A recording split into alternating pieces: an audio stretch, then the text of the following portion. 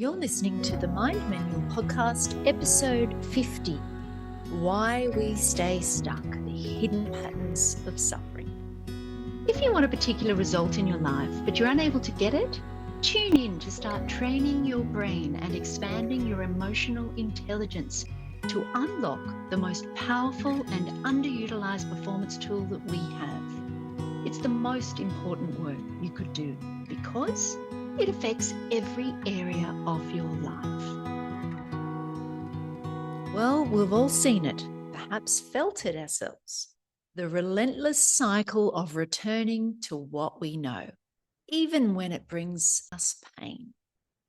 It's the friend who can't leave a toxic relationship, the colleague who sabotages every promotion, or perhaps as a counsellor, the client who ruminates endlessly about an ex-partner despite the harm they endure. These patterns are deeply entrenched and their grip on us can seem unbreakable. So why do we stay stuck in them, even when we recognize the damage they cause? Let's unpack this through a compassionate exploration of what lies beneath these behaviours. To understand, we must venture into the landscapes of our past, the terrain of unmet needs, and the survival strategies we developed to cope with whatever life threw at us at the time. So the first shackle we need to address is the stories we tell ourselves. To explain these concepts, I'll use the example of a mature lady in her 60s struggling with the aftermath of a controlling and destructive relationship. Now, despite clear signs of dysfunction, she finds herself yearning for the very person who caused her so much distress. The pain of rejection, the feeling of being less special, anchors her in a narrative of shame and self-doubt. This story isn't just about her ex, it's about her identity, her worth, and the message she received long before this relationship began. As children, we are like sponges, absorbing everything around us. Our caregivers shape our understanding of love, safety, and belonging.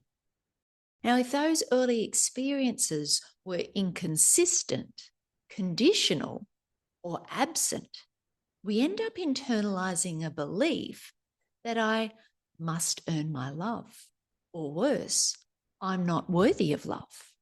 These beliefs become the foundation of our adult relationships and behaviours. Our minds are natural storytellers. From an early age, we construct narratives to make sense of our experiences. These stories aren't just about events, they shape our identity, our relationships, and our place in the world. When we face rejection or trauma, the stories we create often revolve around core beliefs. I am not enough. I am unworthy, or I must earn love. For the person in our example, her story wasn't simply about the breakup. It was about what the breakup confirmed about her deepest fears, that she was less special, therefore not deserving of love. This narrative didn't start with her ex. It is likely it began in childhood, where early experiences with caregivers taught her conditional forms of love. Understanding this origin helps us see that her current suffering is not just about the present situation, but a continuation of an old pattern. So in order to heal, we must rewrite these stories. This requires recognizing the difference between what happened to us and the meaning we assign to those events. So changing the narrative from I am unworthy to I deserve love and respect is fundamental, but takes conscious effort and support. The next step in healing is to address the hidden wounds. There's an African proverb that speaks to this dynamic. A child who is not embraced by the village will burn it down to feel its warmth. When we carry unmet emotional needs, We often act out in ways that seem self-destructive. These hidden wounds are the emotional scars from early neglect, abandonment, or conditional love. They often manifest in adulthood as self-destructive behaviours or unhealthy attachments. The drama, the rumination, the return to toxic relationships, they are all attempts to feel something, anything that fills the void. The emotional intensity of these patterns, even when painful, is still preferable to the numbness of unaddressed wounds. So, on some level, the emotional chaos provides a sense of familiarity or even comfort. The intensity of drama or suffering can feel more alive than the numbness of unaddressed pain. It's a way of seeking warmth, attention, validation, or connection through familiar but harmful means. This lady, like many others, was caught in a cycle of seeking validation from an external source. Her ex-partner's rejection wasn't just about the end of a relationship. It was a confirmation of some deep-seated fears about her worth. She wanted him back, not because the relationship was healthy, but because it symbolized a chance to feel special again. Recognizing these hidden wounds allows us to address the underlying pain rather than the symptoms. True healing comes from understanding what emotional needs are being sought through destructive patterns and then finding healthier ways to meet them. The third element is the role of shame and survival. Shame is a powerful force. It whispers that we are fundamentally flawed, unworthy, or bad. Unlike guilt, which focuses on actions, it points out that I did something wrong, whereas shame attacks our identity. It whispers to us, I am wrong. This internalized shame often stems from early experiences where love or acceptance was conditional or withheld. And at that time, because this love and acceptance was denied or compromised in some way, we made it mean that we didn't deserve happiness or peace or love.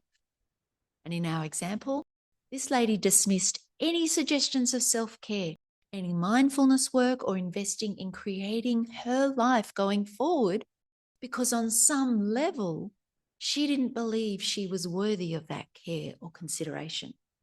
Her survival strategy had always been to seek external validation to prove her worth through others. Now, I'm not saying that survival strategies are inherently bad. They are the mind's way of coping with past traumas and a way to protect ourselves from the pain of shame, which can include seeking external validation, perfectionism, people-pleasing, or avoidance. However, they often outlive their usefulness.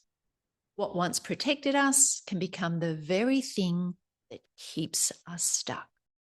This lady's rumination was a way to avoid the deeper pain of facing her own sense of unworthiness. By focusing on her ex-partner, she could avoid the hard work of self-exploration and healing. So in order to break free from these patterns, it involves recognizing the role of shame and understanding our survival strategies. It requires cultivating self-compassion and challenging the belief that our worth depends on external factors. The next thing to address on the path to healing is the unlearning and relearning of new things. Healing is not a linear process. It requires unlearning deeply ingrained beliefs and relearning how to love and care for ourselves.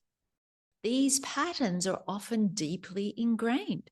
They're formed in early childhood and reinforced over time.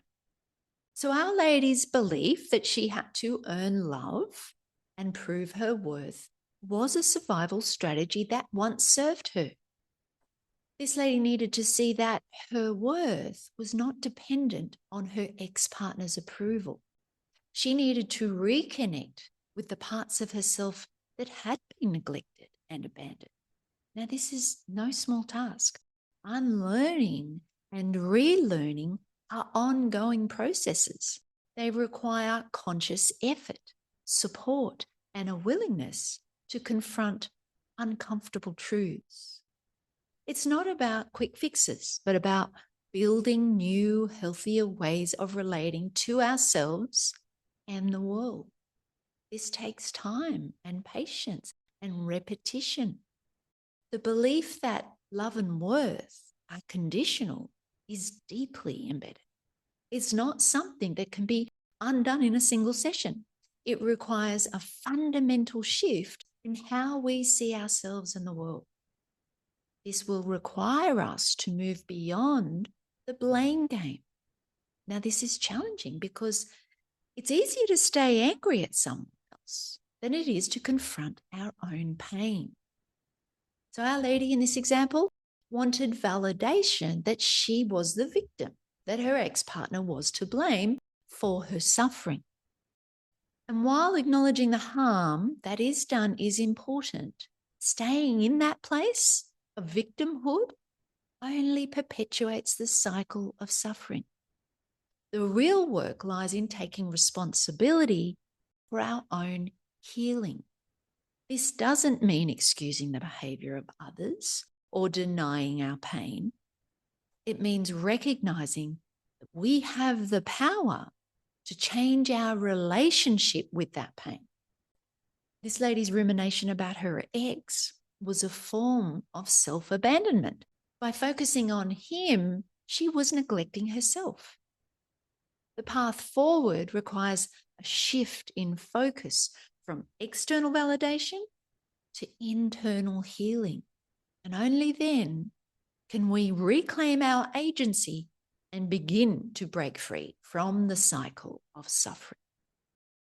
Taking responsibility for our healing is empowering. It shifts the focus from what others have done to us to what we can do for ourselves. This doesn't negate the harm that we've experienced, but it allows us to move forward rather than remaining stuck in the past. So I have a few questions that can help guide us along this path. They are a powerful self-reflection tool for understanding and healing. Asking ourselves some key questions helps to uncover the roots of our patterns and beliefs. And they are, how did we learn to feel loved as children?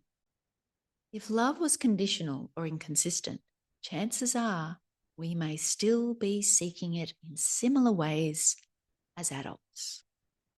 The next is, what survival strategies did we develop? These strategies often become unconscious habits that keep us stuck. And the third question is, how are those strategies now playing out today? Recognizing these patterns is the first step towards changing them. It's the first level of awareness that we need to unearth us from the deep recesses of the past. We carry our child self with us. And now with our adult self, we can address that unmet need that this child part of ourselves is still craving. These three questions will provide a roadmap for the self-exploration and healing that is needed to uncover the hidden wounds and survival strategies that shape our behavior. It will allow us to make conscious choices going forward, rather than repeating unconscious patterns from the past. So once we've unearthed and reworked all of that, the final piece is that of compassion, which is the key to breaking free. Compassion is the foundation of healing. Compassion for ourselves and for the human condition. It's the key to breaking free from these patterns because it allows us to see ourselves and others with understanding and kindness rather than judgment and damnation.